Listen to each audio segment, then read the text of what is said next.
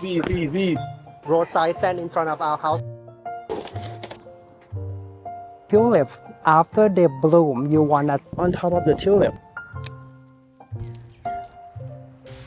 A little help until they.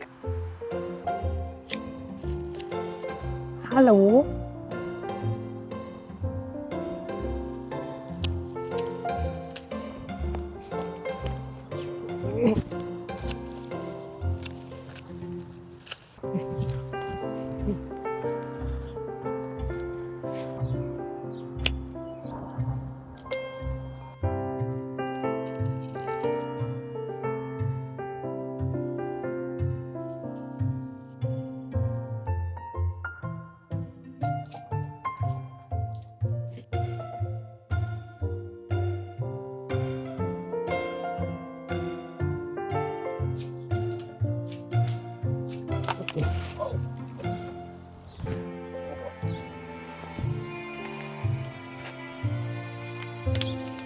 Ah!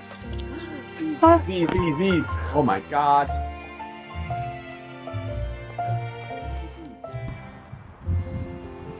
We still don't have, that's still by you. They're covering everything. Raffle for this bouquet. Oh. We have a roadside stand in front of our house. We do a roadside stand in summertime. Thank you so much. Well, we have half of that.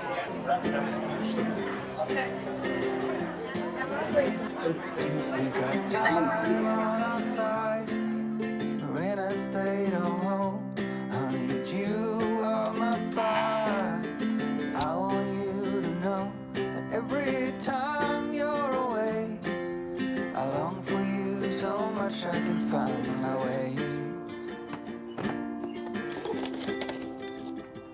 We got everything here, at least to stay alive. And the time that we share makes it all worthwhile. Got this place on our own. Do you feel that we got something strong?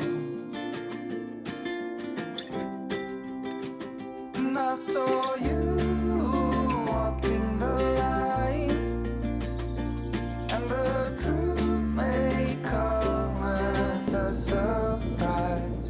That with you I feel alive. You'll be the last one I think about. I knew it before I left the house this morning that it was going to be warm and sunny today, and I thought I would call Jason to move my babies to a shady spot so they don't get the afternoon sunburn. But I got so busy at work and then I forgot to call Jason and this happened. Look at my fruity patchouli zinnias. Ah, they're dry, my gosh.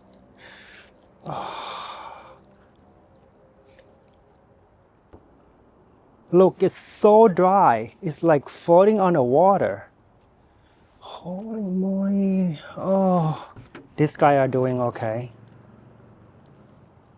But oh, goodness gracious. Luckily, I watered this guy this morning, but still burn a little bit here. But seem okay. The dahlias are doing okay because I moved them to the greenhouse and left them there about a week before I moved them outside. So they already have that smooth transition from indoor to outdoor. But the zinnias here, they were directly from the inside under grow light and out here in the full sun. So they didn't have enough time to be trained to get the full sun.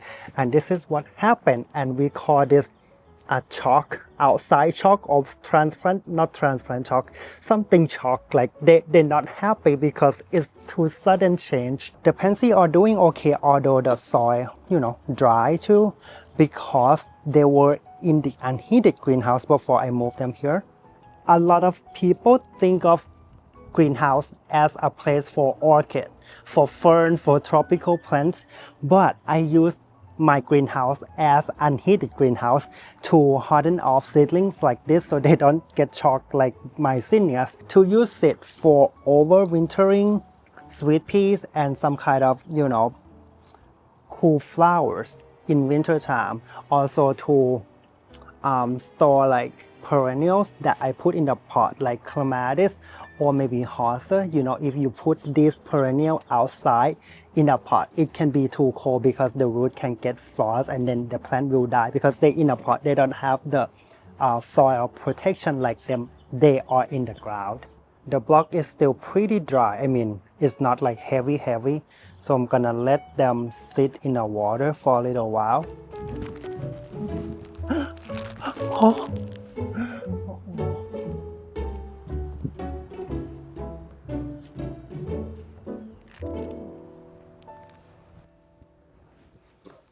I shared with you in the previous video that I don't use the plastic netting for my sweet pea support anymore because it's so ugly and I hate it. And then I tried the bamboo and then I don't like it too. So I use this rope instead that I got from Thailand. But the problem is the sweet pea have very hard time to climb on this rope because it doesn't have the horizontal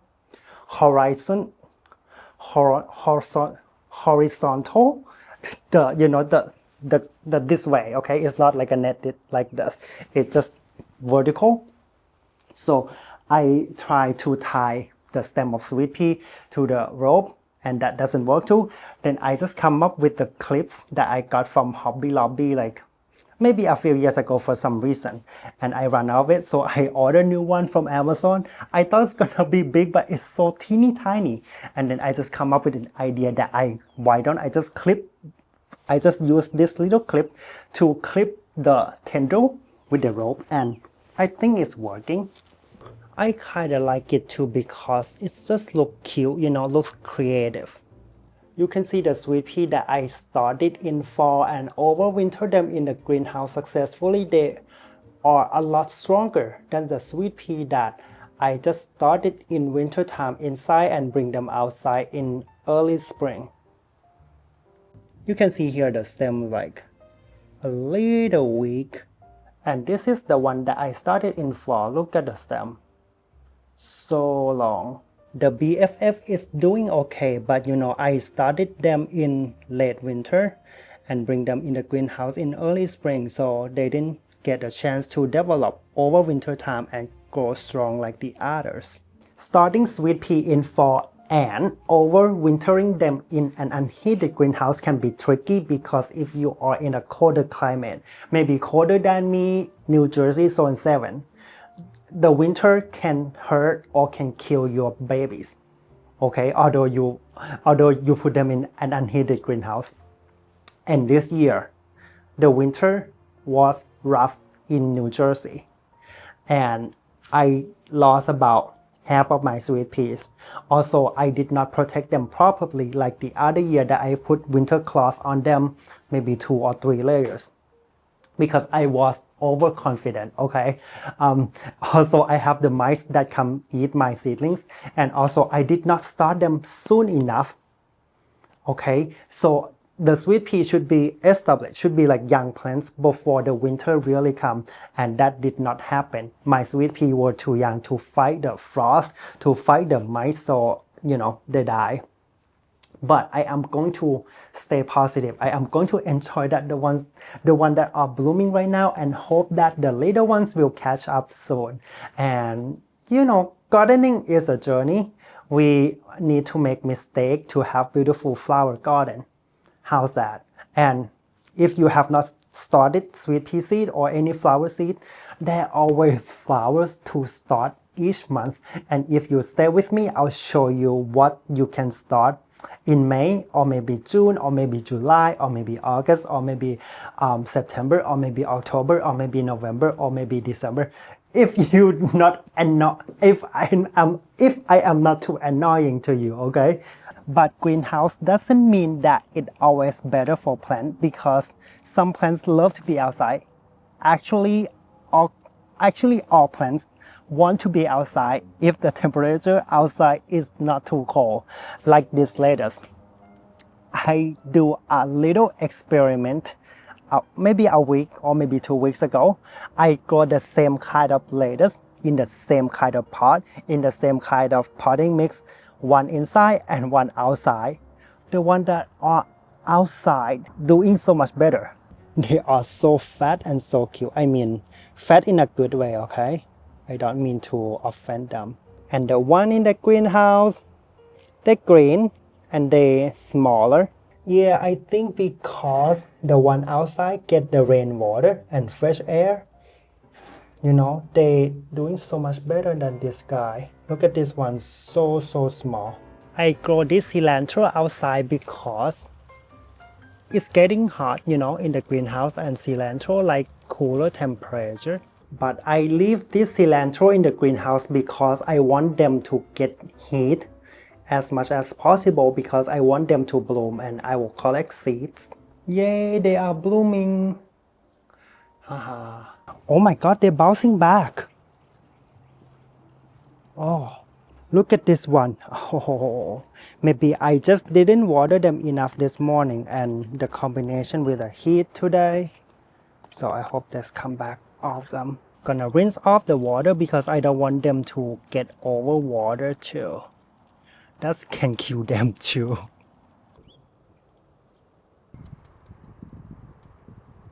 Check.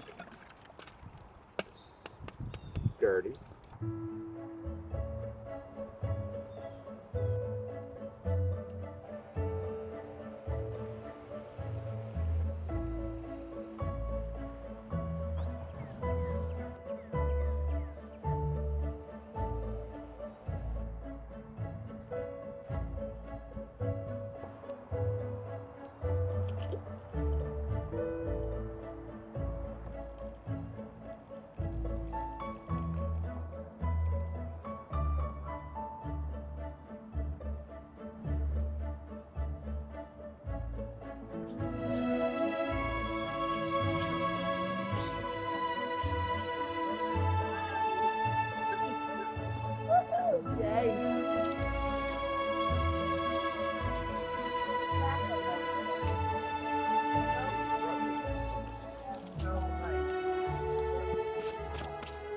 So tulips, after they bloom, you wanna deadhead them, because if you don't deadhead them, they will develop seed, and when they develop seed, the energy go to the seed instead of the bulbs. You want the energy go to the bulb, so next year they bloom big, like maybe like bigger than they can be, you know. Crane, do I go this far down? Yeah. And then, oops, and then just, and then go like that, snap it off? Yep. Like that. Oh, see, isn't that funny? I always thought it was just to here. Yes. So Crane, right about in here? Yes. Oh, Crane, see how I used to do it there, and look at that, this little stem would be sticking out. You do it all the way down to here. This looks so nice, Crane. Crane, you need help. There's a lot of work, right? You need help. I'm glad I'm here to help you a little bit. Now there's still a flower. Should I already cut that off or let it stay? They're gonna die anyway. So go on and down and get it? Yeah, Okay. done. Well, they sure were beautiful, but how long do you actually have a full bloom? Probably 2 weeks. 2 weeks of beauty. It's awfully short-lived, isn't it, Crane, for all the work? But when they're in bloom, they're so beautiful, aren't they? It hasn't even gotten greasy yet, so.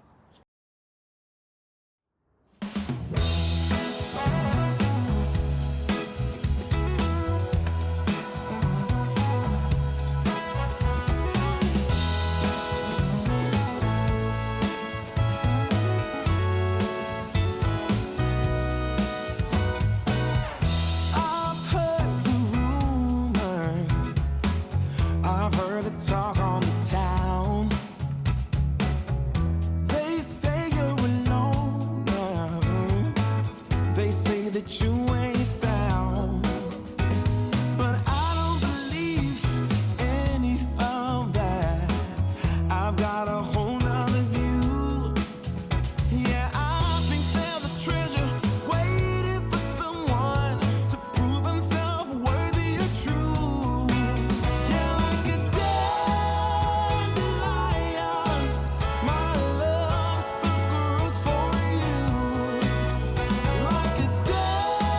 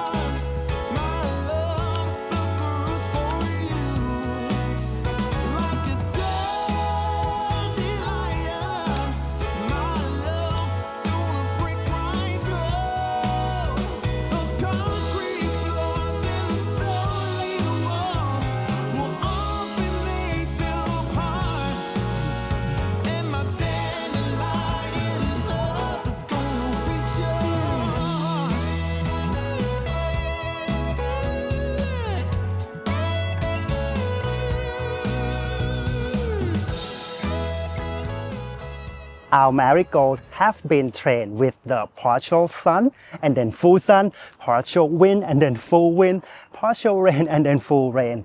Now they are strong enough to be moved to their forever home. Okay?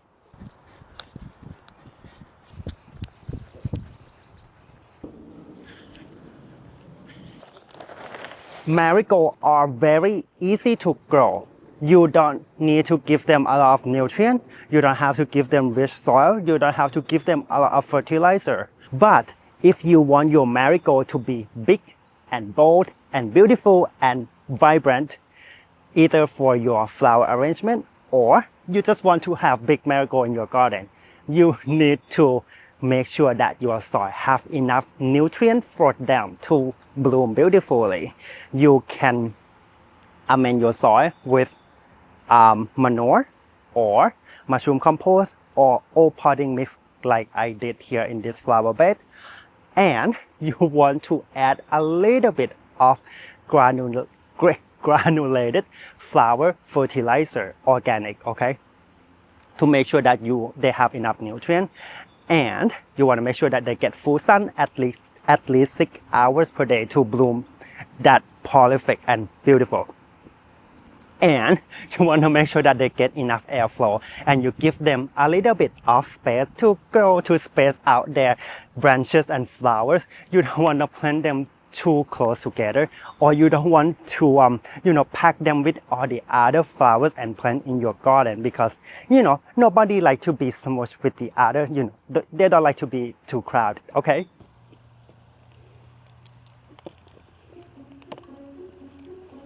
Ideally, you want to transplant marigold before they get this big. This is way too big. Look at the roots. This is no good. It's too compact, too tight. But luckily, marigold is easy to be transplanted. I am just going to break it apart like this.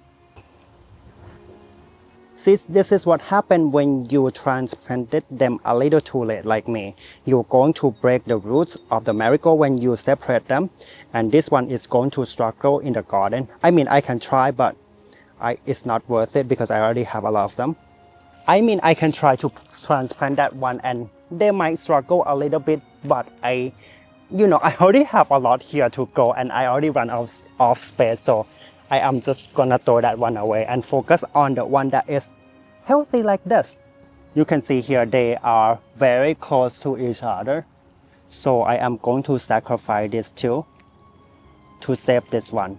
I like to plant marigold a little deep because the roots will grow on the bottom stem of the plant, and that will help anchor the plant to the soil, and it will help your marigold to be stronger. This is perfect space between two marigolds, about 1 hand apart, or maybe 6 or 8 inches apart, because that will give them the room to grow.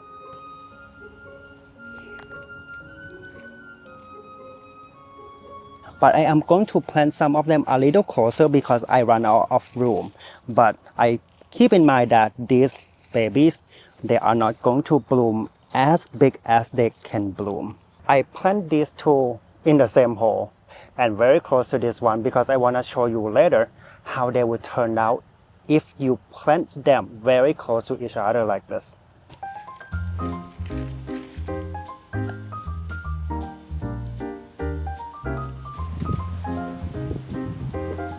I am planting marigold in my vegetables garden here because people say that they will help deter pests like insects and things that come to eat your vegetable garden and tomatoes. That's why I am going to plant the tomatoes right behind my marigolds here. This is my tomato that I started from seed and I plant them in a trench method. That means I am going to transplant them very easily.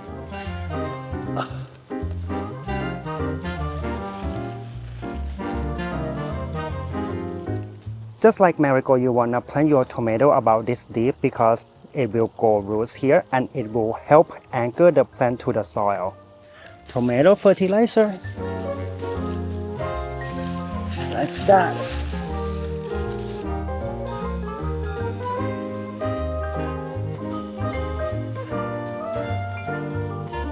Do you remember I get this tomato from my coworker and he plant his seedling in a peat pot like this. So obviously, you know, my tomatoes that I use trench method doing so much better than peat pot. But I also promised you that I will do experiment comparing transplant this tomato with the peat pot and transplant this tomato without peat pot. Which one will do better? If the peat pot will prevent the growth of the roots of our tomato or not. Okay, so let's do that. And I am going to plant them very close to each other. Same soil, same fertilizer, same sunlight, same water, and see how they grow. And this one I'm gonna bury with the whole pot.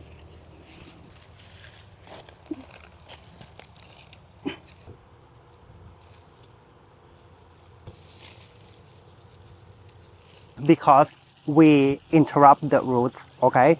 They get weak again, so you don't want to plant them out in a very sunny day or sunny time. You want to plant them out like in the morning, early morning, or in the evening. And you also want to give them a lot of water. Although it's gonna rain tomorrow and this week, you know, ideally I would transplant them when they are about this big, like I did last year, you know, and they're doing so much better with transplanting that way. A lot of water in my term means you almost flood the soil like this. Make sure that the whole raised bed or whole garden bed is wet, okay? Like this. To make sure that the roots have enough water to hydrate the leaves. After you flood the soil, the root can expose above the soil. You don't really want that to happen.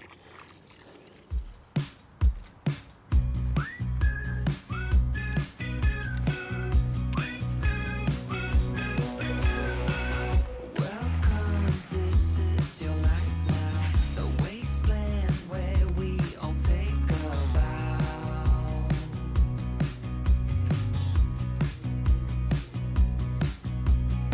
With some glow due to radiation, two heads where there usually is one.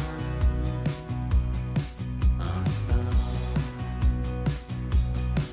With you, I know we'll find a way through the fallout cold I made. With every mutation, we'll embrace the change.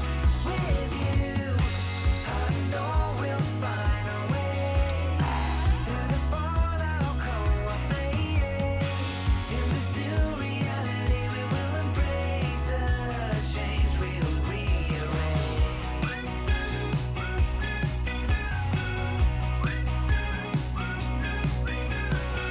I thought I made a mistake because I forget to sow the drugstore flowers, my most favorite flowers that I would use in my flower border, and they are just so cute. I don't know why I forget to do that. But look at this baby. They self-seed from last year. So I'm gonna spread them out a little bit. Gonna transplant it right there. I'm gonna transplant the whole clump like this, and then I will come back to thin them out. Give them a little bit of fertilizer. Oh, see the flower from last year.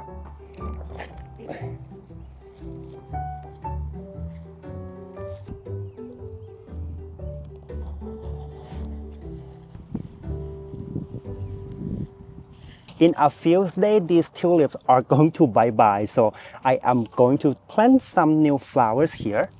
This is annual salvia, so when the tulips done blooming, they will die back, right? And I'm going to plant it right here, almost like on top of the tulips. So this will become the next flowers that will bloom in this spot. Today I am trying to plant everything in my garden because I know that it's gonna rain, but it's please give me 10 more minutes. Wow. Oh, come on. Mother, please give me 10 more minutes, please.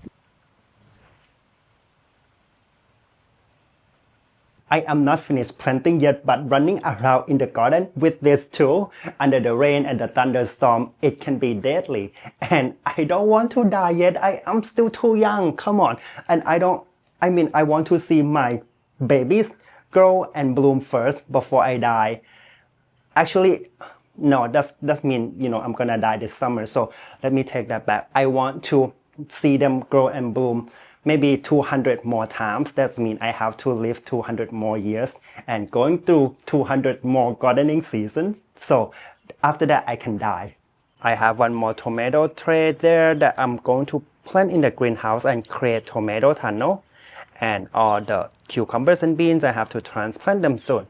I'm gonna find a place for these 2 tomatoes. Sweet marigold, still here. The summer phlox that I just ran out of time, so I'll do that tomorrow morning or when the rain stops. A little bit more of French marigold, and that is some kind of wildflowers, and the dahlias from seed and nasturtium. The little clip works pretty well with the sweet pea. Oh, look at this guy. He's sending out the mustache and try to support himself. Oh yeah, look at that. Oh, this guy, finally he knows how to do it. I am so happy that my new sweet pea support method is working. You just have to give them a little help until they can support themselves. Oh, this one, Yvette Ann. My favorite because the color, the length of the stem, and it's very strong. It survived the winter here. The little one here that I started in winter time start catching up with the one that I started in fall. The basil doesn't look so happy because I disturbed the roots so bad. Look at this one. But these guys are very happy. This is my best year for chili peppers because I put them on a heat mat here. They all except the one in... shoot. Except this guy, I forget to water this side, I think.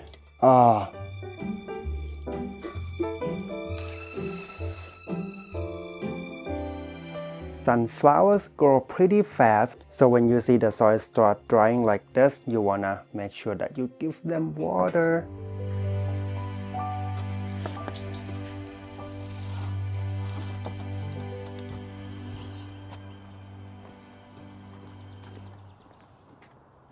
This is my life in the past 4 or 5 weeks, moving my seedlings from the grow light to the greenhouse and then wait, and then move from the greenhouse to outside and then wait, and then transplant them, and then repeat the process with different kind of seedlings. I saw you walking the light, and the truth may come as a surprise. That with you I feel alive. You will be the last one I think about, the last one I think about.